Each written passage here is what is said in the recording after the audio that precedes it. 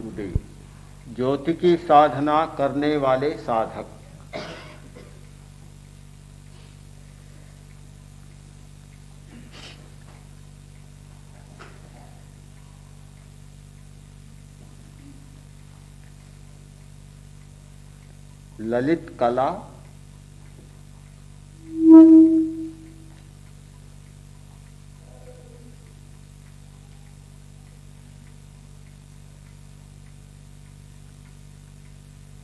ललित कला सौंदर्य, ललित साहित्य जीवन की विधा है और आदमी इनसे प्रेम करता है। रागात्मकता को जीवन विकास की दिशा में अनिवार्य माना गया है। जहाँ रागात्मकता नहीं होती, किसी भी कला का विकास नहीं हो सकता और कला शून्य जीवन पशुतुल्य माना गया है। फिर राग से विराग की बात कैसे करें?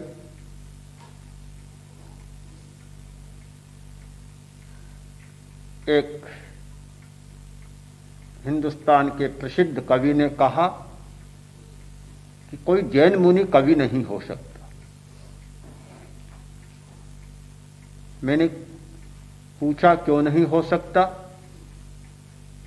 उन्होंने कहा कि मुनि तो विरागी है, विरागी कवि हो नहीं सकता, कवि वह होगा जो रागी होगा, इसलिए जैन मुनि कवि नहीं हो सकता। कहने वाले भी प्रसिद्ध कवि रामधारी सिंह दिनकर थे।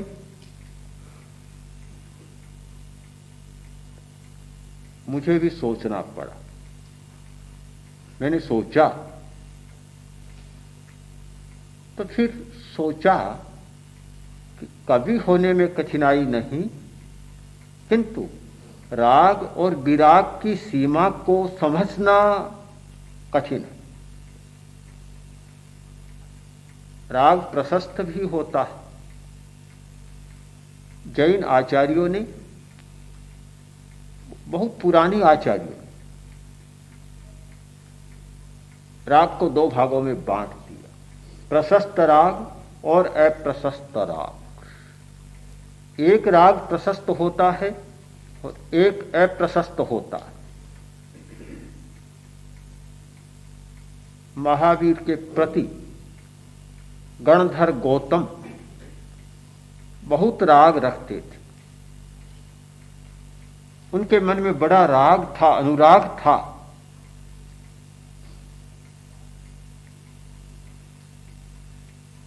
उसे प्रशस्त राग कहा गया कि वह राग तो है किंतु अप्रशस्त नहीं है। रागात्मकता होने पर भी दोष नहीं है राग का। एक अप्रशस्त राग होता है जो आसक्ति है, मूर्छा है, प्रमाद है। वह अप्रशस्त राग है जो अपने भीतर दोष के कीटाणुओं को पालते रहता है।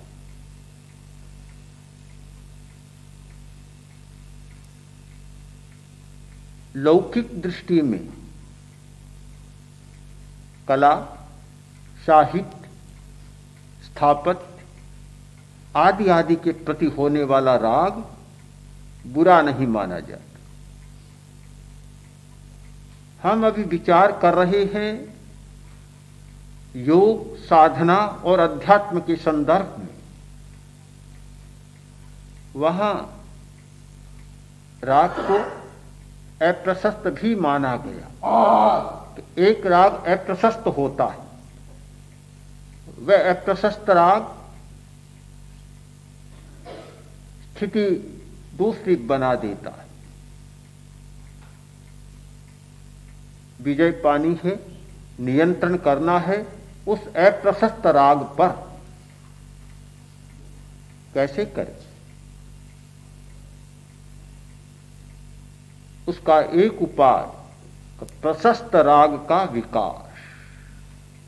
प्रशस्त राग का विकास अप्रशस्त राग पर विजय पाने में सहायक बनता है।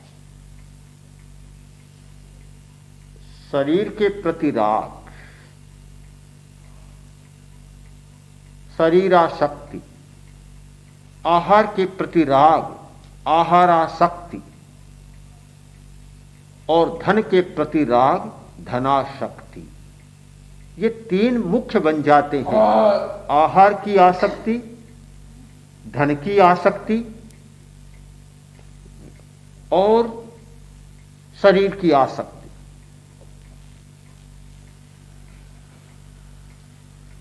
इन तीनों को हम अलग अलग दृष्टि से देखें। शरीर को छोड़ा नहीं जा सकता, आहार को छोड़ा नहीं जा सकता, और एक सामाजिक प्राणी धन को भी छोड़ नहीं सकता। फिर राग को कैसे समझें और कैसे विराग की बात करें? और कितनी बार बात करने पर भी विराग आता नहीं, विराग की बात बैठती नहीं है। संतोष की बात करें, संतोष की बात भी बैठती नहीं है, आगे बढ़ नहीं पा रही। कैसे करें? इस समस्या से एक नया चिंतन निकला और अध्यात्म के आचार्यों ने कहा कि विराग की बात को ऐसे मत समझो। पहले एक भेद करो आवश्यकता का और आसक्ति का। आवश्यकता एक बात और आसक्ति बिल्कुल दूसरी बात। शरीर एक आवश्यकता है, उसे छोड़ा नहीं जा सकता। आहार एक आवश्यकता है, उसे छोड़ा नहीं जा सकता। धन एक आवश्यकता है, उसे छोड़ा नहीं जा सकता। कोई भी छोड़ नहीं सकता। पहले इसे स्पष्ट करो कि आवश्यकता क्या है और आसक्ति क्या है। एक शिष्य ने अपने गुरु से पूछा, गुरुदेव, आवश्यकता में और आसक्ति में क्या अंतर है? आसक्ति क्या है? गुरु ने कहा, एक पिंजड़ा लाओ। पिंजड़ा मंगा लिया। फिर कहा, फल लाओ। कुछ फल मंगाए, पिंजड़े के बाहर फल रख दिए। पक्षी आए, फल खाया और चले गए, उड़ गए। दूसरे दिन फिर कहा, पिंजड़ा रखो। पिंजड़ा रखा और फल मंगाए और कहा, फल पिंजड़े में रख दो। पिंजड़े में फल रख दिए, पिंजड़े का दरवाजा बंद कर दिया। अब पक्षी आया, चारों तरफ पिंजड़े के चक्कर लगा रहा, बार बार चक्कर लगाता है। घंटा बीत गया, कभी इधर आता है, कभी उधर आता है, चक्कर लगा रहा है। गुरु ने कहा, इसका नाम है आसक्ति। कल थी आवश्यकता और आज है आसक्ति। आवश्यकता पूरी हुई, उड़कर चला गया पक्षी। आज आवश्यकता पूरी नहीं, आज आसक्ति हो रही है। फल पिंजड़े में है, छटपटा रहा है उसे पाने के लिए, यह आसक्ति है। बंदर ने एक बर्तन में हाथ डाला। जो बंदर को पकड़ते हैं, एक छोटा सा बर्तन और भीतर चना डाल देते। बर्तन रख दिया, भीतर चने डाल दिए। बंदर आया, हाथ डाला, चने का बड़ा शौकीन होता है। हाथ डाला, मुट्ठी बांध। अब बर्तन का मुंह इतना छोटा है, हाथ तो भीतर जा सकता है पर मुट्ठी बंद हाथ नहीं जा सकता। अब मुट्ठी में चना, हाथ निकल नहीं रहा। अब क्या करें? अगर मुट्ठी खोल दे तो चने नहीं रहेंगे, और अगर चने रहे तो हाथ बाहर नहीं निकल रहा है। मुट्ठी में चने बंद है और बंदर मुट्ठी को नहीं खोल रहा है। यह है आसक्ति। यह आसक्ति है। आवश्यकता एक बात और आसक्ति बिल्कुल दूसरी बात। अध्यात्म के आचार्यों ने अव्यवहार की भाषा में नहीं सोचा, व्यवहार का अतिक्रमण करके नहीं सोचा, बिल्कुल व्यवहार की बात को सोचा। यह नहीं कहा कि राग को बिल्कुल छोड़ दो, एकदम वीतराग बन जाओ। पहले चरण में यह बात संभव कहाँ है कि पहला चरण उठा और पहले चरण में कोई वीतराग बन जाए, यह बात संभव नहीं। उन्होंने एक साधना का क्रम बताया। पहला क्रम यह है कि सबसे पहले आवश्यकता और आसक्ति को साफ साफ समझो कि यह है मेरे जीवन की आवश्यकता और यह है मेरे जीवन की आसक्ति। जब यह बोध स्पष्ट होगा तो फिर अगली बात अपने आप स्पष्ट हो जाएगी। साधना का पहला चरण आवश्यकता और आसक्ति का भेद को स्पष्ट करना। जीवन में अगर कोई आसक्ति रहती है तो जीवन बोझिल बन जाता है, फिर आवश्यकता भी नाम शेष हो जाती है, पता ही नहीं चलता, आवश्यकता का बोध ही नहीं होता, कोई आसक्ति बच जाती। ऐसे बहुत लोग हैं जो आसक्ति का जीवन जीते हैं, आवश्यकता का जीवन नहीं जीते, और आसक्ति का जीवन जीते हैं इसीलिए भार ढोते हैं। ये मानसिक तनाव, उच्च रक्तचाप, मानसिक अवसाद, पागलपन आदि आदि आसक्ति के स्फुलिंग हैं, उन आसक्ति की चिंगारियां हैं, कोई भी रूप ले लेती आसक्ति।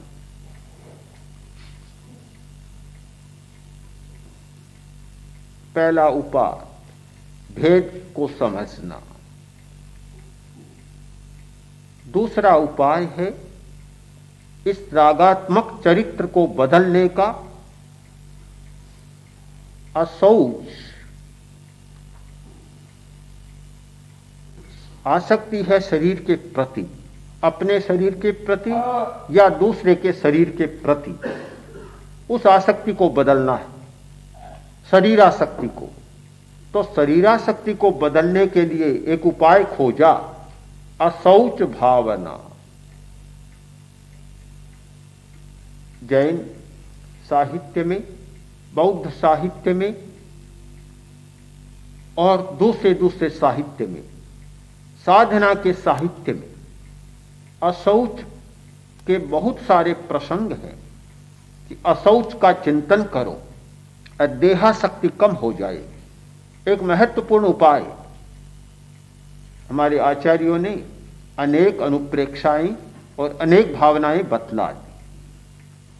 हमारा ज्ञान स्पष्ट नहीं है, हर आदमी के लिए हर भावना उपयोगी नहीं होती। असौच भावना उसी व्यक्ति के लिए उपयोगी है जो रागात्मक चरित्र वाला होता है। जिसका चरित्र रागात्मक है उसके लिए असौच भावना उपयोगी है। द्वेषात्मक चरित्र वाले के लिए असौच भावना उपयोगी नहीं, काम की नहीं, वह करेगा तो और भड़क जाए।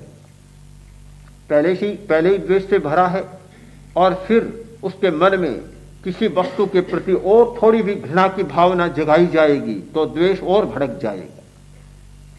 ये सारी अनुप्रेक्षाएं सबके लिए उपयोगी नहीं, किसी व्यक्ति के लिए कोई उपयोगी है, किसी के लिए कोई उपयोगी है। रागात्मक चरित्र वाले व्यक्ति के लिए असौच भावना का बड़ा मूल्य है। यह जब बताया जाता है कि शरीर बाहर से सुंदर है, चमड़ी अच्छी है, रंग अच्छा है, पर भीतर में रक्त है, मांस है, रस्सी भी है, मल है, मूत्र है, हड्डियां है, मज्जा है, बसा है, सड़ान भी है, कृमि भी है। ये सारी बातें जब बताई जाती है कि शरीर का स्वरूप क्या है, कितना गंदा कितना मैला, जब ये बताया जाता है कि ये 9 द्वार, इस शरीर के 9 द्वार निरंतर झर रहे हैं, जो भी निकल रहा है वह अशुचि है, अपवित्र है। चाहे पसीना निकलता है तो बदबू आती है। इस शरीर से जो भी निकलता है क्या होता है? अन्न खाया, बहुत बढ़िया खाया, निकला तो गंध लेकर निकला। कपड़ा नया पहना और 2 दिन के बाद शरीर ने मैला बना दिया। बढ़िया से बढ़िया चीज लगाई और खराब हो गई। ये सारा जो विवरण किया गया, इतना एक शरीर का विभत्स जैसा चित्र खींचा गया। क्यों खींचा गया? किस लिए खींचा गया? रागात्मक चरित्र को बदलने की, यानी शरीर के प्रति होने वाले जो रागात्मक दृष्टिकोण है उन्हें बदलने के लिए यह सारा चित्र खींचा गया और उसके सामने यह रखा गया कि जिस शरीर के प्रति तुम राग करते हो, देखो भीतर क्या है, भीतर क्या है। आचार्य की टीका में और बौद्ध साहित्य में एक बात कही गई कि शरीर के बाहर चमड़ी है। अगर ये चमड़ी नहीं होती, शरीर खाली कोरा होता, बिना चमड़ी का होता, तो इतना भद्दा होता कि आदमी कुत्ते की तरह उसे बाहर निकाल देता। कुत्ता भी पास में नहीं फटकता, इतना भद्दा शरीर होता। एक आवरण है चमड़ी का, इसलिए सारा भद्दापन छिपा हुआ है। तुम बाहर को मत देखो, भीतर को भी देखो, भीतर को भी देखो। समन्ताई जहां अंतो तहा बाहिं, जहां बाहिं तहा अंतो। भीतर देखो कि भीतर में क्या है, क्या स्रवित हो रहा है। एक इतना बड़ा चित्र संत साहित्य में और अध्यात्म साहित्य में है। कभी कभी तो ऐसा लगता है कि शरीर का इतना भद्दा चित्र क्यों खींचा गया। किंतु रागात्मक प्रकृति को बदलने के लिए यह अशौच भावना एक बहुत महत्वपूर्ण उपाय है और इसका सभी साधकों ने प्रयोग किया है। दूसरा उपाय श्मशान प्रतिमा। श्मशान प्रतिमा कि साधक को श्मशान में ले जाया जाता, मुर्दे जलते दिखाए जाते, तो देखो ये मुर्दे जल रहे। श्मशान में रहो और मुर्दों को देखो, खोपड़ियों को देखो। एक सन्यासी जा रहा था, ठोकर लगी और रुक गया। देखा किसकी ठोकर लगी, ध्यान दिया तो नीचे खोपड़ी पड़ी है। अच्छा, आदमी की खोपड़ी है। उठाया, सन्यासी बड़े विचित्र होते हैं। उठाया, हाथ में लिया, बहुत ध्यान से देखा, ध्यान से देखा। अरे ये खोपड़ी आदमी की खोपड़ी है। एक दिन तो सभी की खोपड़ी हो जाएगी, सभी की होगी। उठा लिया और अपने झोले में डाल दिया। 24 घंटा अपने साथ रखता है। भक्त कहते हैं, गुरुदेव ये झोले में खोपड़ी क्यों? और बढ़िया चीजें जो आपको चाहिए हम देने को तैयार है, ये खोपड़ी क्यों? बोला, तुम इससे बढ़िया कोई चीज मुझे दे नहीं सकते। इस खोपड़ी ने मुझे जगा दिया, मेरी नींद खुल गई, आंखें खुल गई। इस खोपड़ी ने जगा दिया। जब जब खोपड़ी को देखता हूं मेरी चेतना जाग जाती। ये मेरे लिए परम साधन है, मैं इसको नहीं छोड़ सकता। श्मशान का दर्शन, मुर्दे का दर्शन, मृत शरीर का दर्शन, मृत शरीर के एक एक अवयव का दर्शन, यह श्मशान दर्शन रागात्मक चरित्र को बदलने का एक महत्वपूर्ण साधन रहा। इसका प्रयोग किया गया। अशौच भावना, श्मशान प्रतिमा, मुर्दों का दर्शन। तीसरा उपाय है भय। भय के द्वारा भी रागात्मक चरित्र में परिवर्तन आता है। रागात्मक चरित्र वाला व्यक्ति अगर भय न हो तो बहुत विकृत आचार वाला बन सकता है। किंतु भय उसे उबारता है। भय दोनों प्रकार का, एक आध्यात्मिक परिप्रेक्ष्य में परिणाम का बोध कराना, आतंक का बोध कराना। आयंकदंशी न करे पावन, जब आतंक का दर्शन होता है तो वह पाप से बचता है। आतंक का बोध कराना, ये जितने वाक्य लिखे गए, जह किम पाग फलानम परिणामो न सुंदरो एवं भुक्तान भोगानम परिणामो न सुंदरो, कि जैसे किम पाग फल खाया हुआ अच्छा नहीं होता, परिणाम अच्छा नहीं होता, वैसे ही इंद्रियों के भोग का परिणाम अच्छा नहीं होता। ये बातें जो बार बार दोहराई गई, ये अत्युक्तियां नहीं। हम लोग रहस्य को समझे बिना कह देते हैं कि ये बार बार क्यों कहा गया, क्यों कहा गया। एक न्यायाधीश थे, अब तो सेवा मुक्त हो गए। वे बार बार मेरे सामने एक प्रश्न रखते कि जयाचार्य ने अपनी 24वीं में बार बार क्यों लिखा कि रमणी राक्षसनी कही, क्यों लिखा बार बार, और इतना लिखा है स्त्री के बारे में कि एक भद्दा सा चित्र स्त्री का खिंच जाता है। तो आज की पढ़ी लिखी स्त्रियां क्या समझेगी, क्यों लिखा गया, इसका मनोवैज्ञानिक कारण क्या है। उन्होंने प्रश्न रखा और मैंने कहा इसका कारण भी कभी चर्चा करेंगे, समझाऊंगा। आज लगता है मुझे बहुत स्पष्ट हो गया बोलते बोलते कि वह लिखा है रागात्मक चरित्र वाले व्यक्तियों के। सबके लिए रमणी राक्षसनी नहीं है, स्त्री राक्षसनी नहीं है सबके लिए, स्त्री राक्षसी नहीं है। स्त्री को राक्षसी किसके लिए कहा गया है? रागात्मक चरित्र वाले व्यक्ति के लिए, और विशेष से देहासक्ति वाले व्यक्ति के लिए। जिस व्यक्ति में देहासक्ति प्रबल है, जिसका चरित्र देहासक्ति के कारण रागात्मक प्रबल है, उस व्यक्ति के लिए स्त्री को राक्षसी कहा गया। उस व्यक्ति के लिए यह स्त्री का अपमान नहीं, किंतु उस व्यक्ति की आंख खोलने का एकमात्र उपाय और साधन। यह भय बहुत आवश्यक है, अभय होना बहुत आवश्यक है, तो भय भी बहुत आवश्यक है।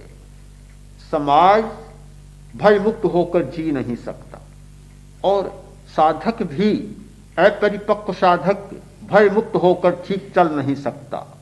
भय बहुत आवश्यक रहता है। भय दोनों प्रकार का, बाहर का भी और आंतरिक भय भी, परिणाम का भय भी और वर्तमान की स्थिति का भय भी। ऐसा काम करोगे तुम्हारी प्रतिष्ठा पर धब्बा लगेगा। एक भय है, बिल्कुल भय है। शुद्ध अध्यात्म की स्थिति में जाने पर यह बात कभी मान्य नहीं होती, किंतु यह भय है, और यह भय भी आदमी को बचाता है। प्रतिष्ठा के कम होने का भय, गुरु के उलाहने का भय, अपने साथी के उलाहने का भय, पारिपार्श्विक वातावरण का भय, ये सारे भय रागात्मक चरित्र वाले व्यक्ति को बचाते हैं। तीसरा उपाय है भय, जो व्यक्ति को बचाता है। चौथा है नियंत्रण। नियंत्रण भी बहुत आवश्यक है रागात्मक चरित्र को बदलने के लिए। नियंत्रण के बिना रागात्मकता एकदम बदली नहीं जा सकती, हो नहीं सकता। नियंत्रण यानी आहार का नियंत्रण, आवास का नियंत्रण, साथी का नियंत्रण, सभी बातों का नियंत्रण। किस प्रकार का भोजन करना है, किस प्रकार का नहीं करना है, यह भी नियंत्रण आवश्यक है। रागात्मक चरित्र वाले व्यक्ति का भोजन एक प्रकार का होता है, और द्वेषात्मक व्यक्ति का भोजन एक प्रकार का होता है। दोनों की भोजन की विधा ही अलग होती है, अलग अलग प्रकार होते। रागात्मक चरित्र वाला व्यक्ति यदि मनोज्ञ भोजन ज्यादा करेगा तो राग और बढ़ेगा। भोजन को दो भागों में बांट दे, मनोज्ञ और अमनोज्ञ। एक क्रोध द्वेष प्रकृति वाला, द्वेष चरित्र वाला व्यक्ति है, वह यदि रूखा सूखा खाएगा तो गुस्सा और अधिक बढ़ जाएगा। रागात्मक चरित्र वाला व्यक्ति यदि स्निग्ध भोजन ज्यादा करेगा तो राग और अधिक बढ़ जाएगा। ये भोजन का नियंत्रण जो कुशल गुरु होता है वह नियंत्रण करता है अपने शिष्यों पर, अपने साधकों पर, कि तुम्हें किस प्रकार का भोजन करना है। पहले प्रकृति का विश्लेषण करना होता है, प्रकृति को देखना होता है। सभी साधक एक प्रकृति वाले नहीं होते, सबकी प्रकृति भिन्न भिन्न होती है, सबका चरित्र भिन्न भिन्न होता है। जहां व्यवस्था है, व्यवस्था में तो भोजन एक जैसा ही बन गया, दलिया बना तो दलिया बना, दूध मिला तो दूध मिला, फल मिला तो फल मिला। क्यों? व्यवस्था है, व्यवस्था में व्यवस्था बस सबके लिए समान हो गई, असमान नहीं हो सकती। और असमान हो जाए तो प्रश्न खड़ा हो जाता है कि उसे तो अच्छा दिया और मुझे खराब दे दिया। किंतु गुरु जब साधक को, अपने शिष्य को भोजन देता है, वह देखेगा कि रागात्मक चरित्र वाला है, उसे भोजन देगा रूखा सूखा। देखेगा कि द्वेषात्मक चरित्र वाला है, उसे भोजन देगा चिकना चुपड़ा। कोई दूसरा दे दे तो पक्षपात हो सकता है, पर गुरु के सामने पक्षपात का यह प्रश्न खड़ा नहीं होता। ऐसा देता है। एक वैद्य के पास एक बीमार आया, पाचन बहुत कमजोर, दुबला पतला बैठा। दूसरा आया, दूसरा तो बहुत भारी भरकम, चर्बी बढ़ी हुई, परेशान चर्बी के कारण। निदान किया, निदान कर और पहले से कहा कि देखो तुम्हारी अग्नि मंद है, चर्बी कम है, शरीर दुबला है, तो तुम थोड़ा थोड़ा घी का सेवन शुरू करो, घी का, जिससे अग्नि थोड़ी तेज हो जाए। वह भी विधि है, ऐसे खाने से नहीं होती। किस प्रकार घी को खाया जाए जिससे कि अग्नि तेज हो जाए, अग्नि को कैसे उठाया जाए। अगर फलके में, रोटी में ज्यादा घी डाल दिया तो अग्नि और मंद हो जाएगी, किंतु घी को खाने की एक प्रक्रिया है जिससे अग्नि तेज हो जाए। तुम तेज करो, अग्नि थोड़ी तेज हो जाए तो फिर तुम पौष्टिक भोजन लो, पौष्टिक मक्खन भी खाओ, कुछ मीठा भी खाओ, पौष्टिक भोजन लो जिससे तुम्हारा शरीर ठीक हो जाए। उसे बता दिया। अब बारी आई उसकी भारी भरकम वाले की। उस वैद्य ने कहा कि देखो तुम घी बंद करो, चीनी बंद करो, मिठाई बिल्कुल बंद, रूखा सूखा भोजन करो, फाफरा यानी कोरा खाखरा, हल्का सा, बस ये भोजन करो, मात्रा भी कम करो। उसने सुना और बोला कि वैद्य जी महाराज आपके भी बड़ा पक्षपात। कितना बड़ा पक्षपात? इसको तो बता दिया कि माल खाओ, पौष्टिक भोजन खाओ, घी खाओ, और मेरा घी छुड़ा रहे हो आप, मेरा सब कुछ छुड़ा रहे हो। कितना पक्षपात! बिल्कुल पक्षपात लगेगा। तीसरे व्यक्ति को भी यह लगेगा कि यह तो बड़ा पक्षपात है। एक को तो खिलाया जा रहा है, खिलाने का परामर्श दिया जा रहा है, और एक का छुड़ाया जा रहा है। पक्षपात तो स्पष्ट है, प्रत्यक्ष है। किंतु यदि हम थोड़े गहरे में उतर कर देखें तो यह कोई पक्षपात नहीं, बिल्कुल पक्षपात नहीं। यह एक प्रयोग, कभी किस व्यक्ति को क्या खिलाना चाहिए, कौन सा भोजन किसके हित में होता है, गुरु जानता है।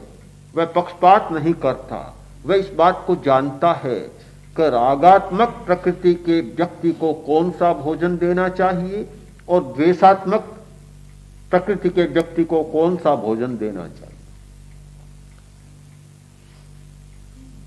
सारे अनाज 5 सेर, यह बात वहां नहीं हो सकती। जहां प्रकृति को बदलना है, जहां चरित्र को बदलना है, सब 5 सेर के भाव, 5 किलो के भाव नहीं हो सकते। वहां तो विवेक से काम लेना होगा।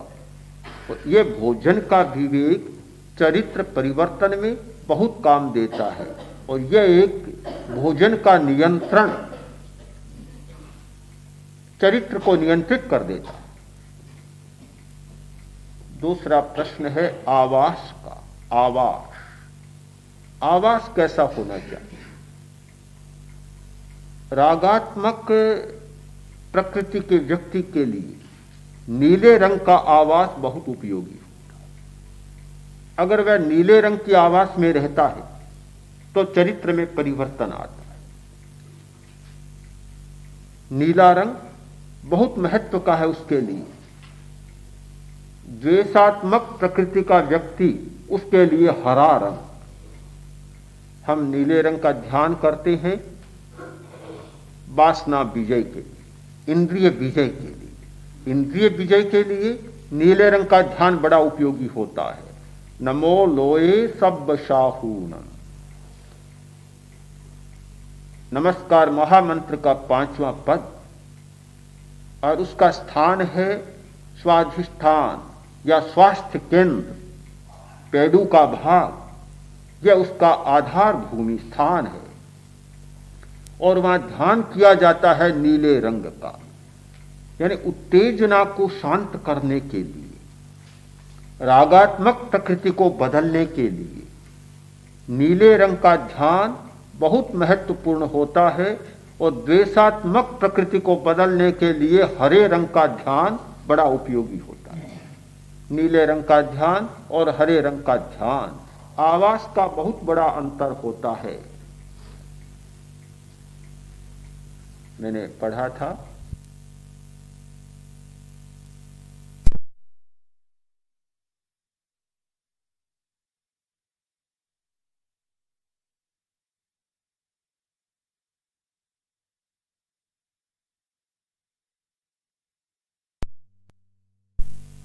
विज्ञान का बहुत विकास है।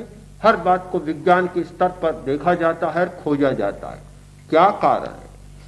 विभिन्न प्रकार के विद्वानों को बुलाया गया, वैज्ञानिकों को बुलाया गया, आए, सारी खोज की, पर कुछ बात समझ में नहीं आई। आखिर जो क्रोमोथेरापी, रंग चिकित्सा या रंग विज्ञान के जो मानस शास्त्री थे, जो रंग पर काम कर रहे थे, उन्हें बुलाया गया। वे आए, देखा, सारा परिपार्श्विक वातावरण देखा, और उन्होंने कहा आप एक काम करें, इस कमरे में, इस विद्यालय में रंग लाल, पर्दे लाल, नीचे जो कालीन बिछे वे भी लाल, सब लाल ही लाल। ये बच्चों को उद्दंड बना रहे, अनुशासनहीन बना रहे, इन सबको आप बदल जाए। सुझाव दिया कि सब नीला रंग या गुलाबी रंग कर दें। यह बदला गया, परिवर्तन किया गया। थोड़े दिनों में विद्यालयों की समस्या हल हो गई। बच्चे जो उद्दंड से शांत हो गए, अनुशासित हो गए, उनके अध्ययन में अंतर आ गया, सारी बातों में अंतर आया। किस प्रकार का आवास, किस प्रकार का वातावरण और किस प्रकार का रंग, ये सब नियंत्रण है। जो नियंत्रण करते हैं, नियंत्रण का मतलब बांध कर रख देना नहीं है। पागल आदमी को तो बांध कर रखा जाता है, पर पागल आदमी को भी बांधने की जरूरत नहीं। उस पर एक मनोवैज्ञानिक ढंग से परिस्थितियों को बदलकर, वातावरण को बदलकर नियंत्रण किया जा सकता है। बिल्कुल नियंत्रण हो सकता है। पागल आदमी बस में आ सकता, हमने देखा है यात्रा के दौरान कि एक पागल खाना देखा, सैकड़ों पागल हैं, कोई बंधा हुआ नहीं, केवल प्रेम का नियंत्रण। गुजरात में मेहरौली कस्तूरबा का आश्रम, और वहां के डॉक्टर मिले, उन्होंने बताया हम किसी को बांधते नहीं, बस केवल प्रेम का नियंत्रण, और पागलों को अपने बस में करते हैं। द्वेषात्मक प्रकृति पर यह बहुत अच्छा नियंत्रण होता है प्रेम का। रागात्मक प्रकृति पर नियंत्रण होगा दूसरे प्रकार का। यह रंग का परिवर्तन, रंग के द्वारा नियंत्रण स्थापित करना। आवास का एक प्रकार, आहार का नियंत्रण, आवास का नियंत्रण, रंग का नियंत्रण और साथी का नियंत्रण। किस प्रकार का साथी मिले, बहुत महत्व की बात है साथी की। अगर साथी सहायक मिला तो चरित्र बदल सकता है, और साथी बाधक मिला तो और अधिक चरित्र नीचे जा सकता है। यह साथी का नियंत्रण होता है। और शायद सबसे ज्यादा महत्वपूर्ण बात है साथी की। साथी का नियंत्रण किस प्रकार का हो, क्योंकि हर व्यक्ति में एक तर्क होता है। तर्क, छोटे बच्चे में भी तर्क होता है। तर्क अपनी बात को तर्क से सिद्ध करना चाहता है, पर सारी बातें ठीक नहीं होती। पर मनुष्य का स्वभाव ही ऐसा है। बच्चा पढ़ रहा था, परीक्षा हुई, रिजल्ट आया, नंबर कम। पिता ने कहा इस बार तो तुम्हारे नंबर बहुत कम है। बोला पिताजी आपकी बात मानी है मैंने तो। आप रोज ही कहा करते हैं कि बच्चे मेरी बात मानो, और जब जब मैं पैसा मांगता हूं आप मुझे एक ही सीख देते हैं कि थोड़े में संतोष किया कर।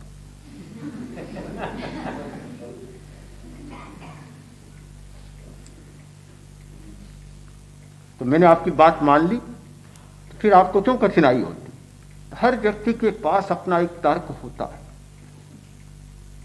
उस तर्क को समाधान देने की जरूरत है। एक कुशल साथी होता है, कुशल सहायक होता है तो समाधान दे देता है। समाधान, और नहीं तो बात उलझ जाती है। अगर साथी अच्छा नहीं होता तो चोट लग जाती है, बात बहुत उलझ जाती है, समस्या पैदा हो जाती है। पत्नी ने कहा पति अभी तो आप मुझसे बहुत प्रेम करते, पर मान ले कि अगर मर गई पीछे आप क्या करेंगे। कम से कम इतना तो वादा करो दूसरी शादी नहीं करूंगा। करेंगे या नहीं करेंगे। पति ने कहा तुम्हें संदेह है क्या। क्या मुझे संदेह है। क्या संदेह है तो आजमा कर देख लो। बात उलझ जाती है, सुलझती नहीं। मारने तक बात पहुंच गई, बात बहुत उलझ जाती है। साथी अच्छा चाहिए, सहायक अच्छा चाहिए तो चरित्र को बदल सकता है। और उसका एक ऐसा नियंत्रण होता है, साथी का नियंत्रण, अपने सहायक का नियंत्रण, तो बिना कुछ कहे एक अच्छा नियंत्रण स्थापित हो सकता है। तो ये चरित्र को बदलने के लिए 4 बातें: अशौच, अनुप्रेक्षा या भावना, श्मशान दर्शन, कलेवर दर्शन या खोपड़ी का दर्शन या मृत्यु का दर्शन। एक प्रकार की थोड़ी सी हल्की सी घृणा और बीभत्स भावना मन में पैदा कर।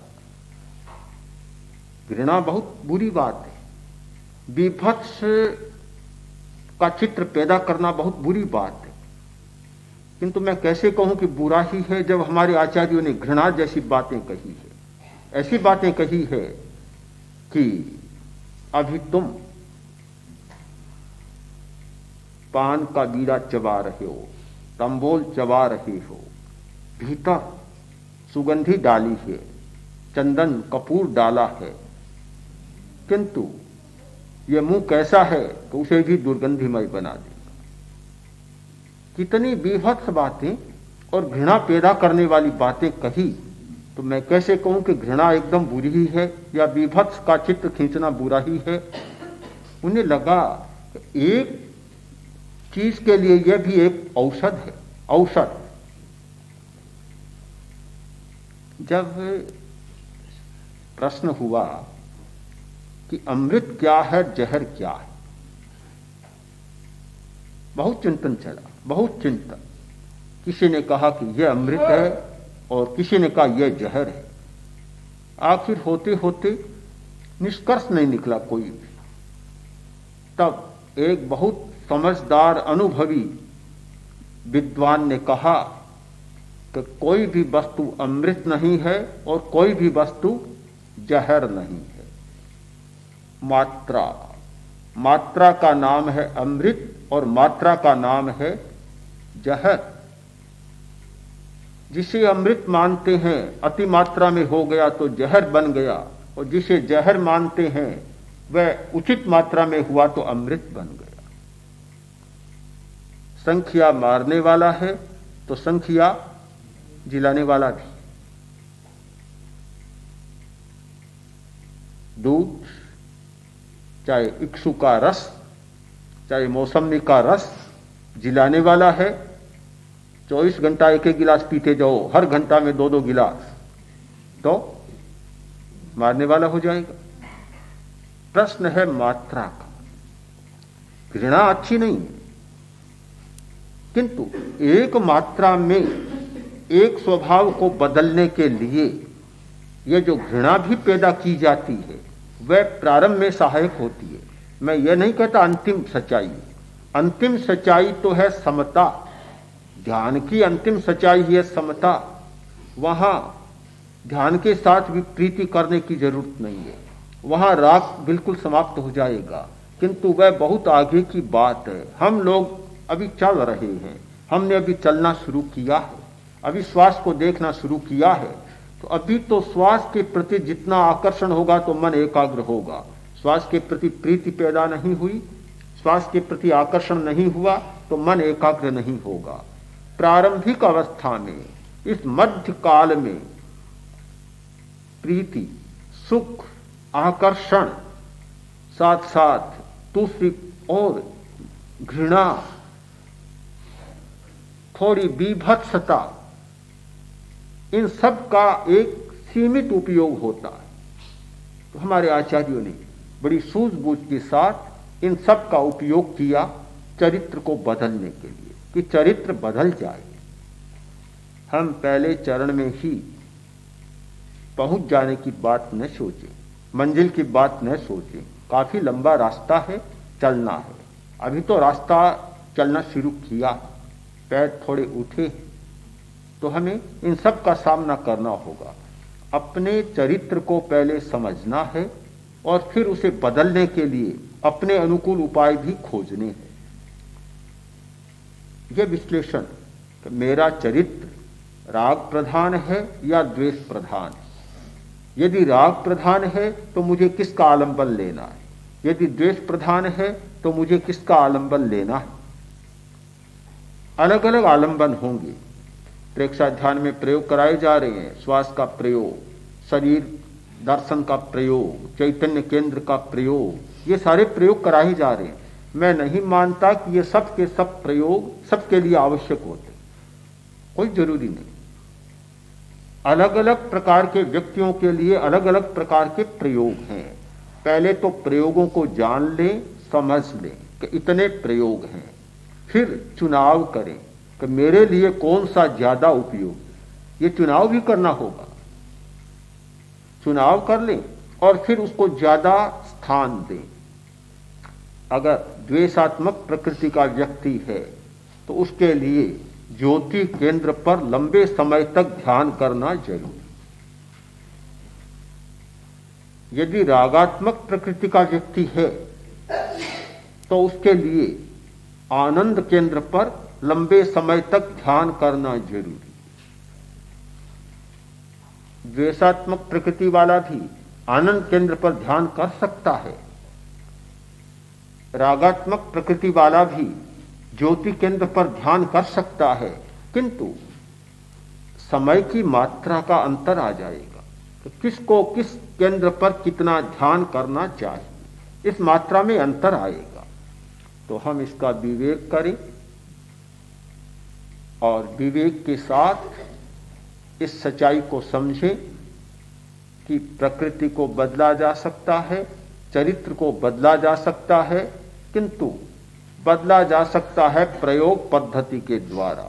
कोरा ज्ञान, कोरा सिद्धांत बदलने में उतना सहायक नहीं होता, असमर्थ होता है जब तक उसके साथ प्रयोग नहीं होता। इसलिए हम सिद्धांत और प्रयोग दोनों का संतुलित उपयोग करें।